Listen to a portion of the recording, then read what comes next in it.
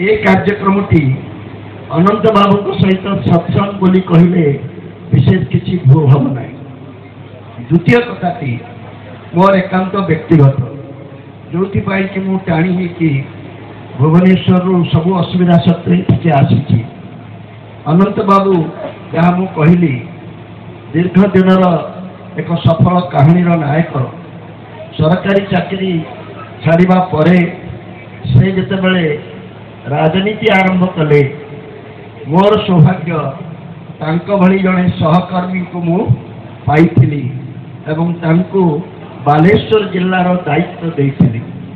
आपण मैंने भावुवे ये सौम्य बाबू तो बहुत दल थे ये कौ दल कथा कहते केतबेले अनंत बाबू सौम्य बाबू सहयोगी सहकर्मी हेले कहले किसी भूल हेब ना। अनंत बाबू 1940 मसीह जन्मलाभ कर 2025 मसीह आम ठार विदाय नहीं। साधारण भाव में दीर्घ 85 वर्षर एक सफल कहानी से नायक एभली एक नायक को शोकाकुल परिवेश रे विदाय दिया जाए ना। वर्तमान तांकर गुणकीर्तन करी विदाय दिया जाए। ए सभा को मु अन्य भाषा रे कहबा को गले गोटे सत्संग बोली कहले अत्युक्ति हेब ना।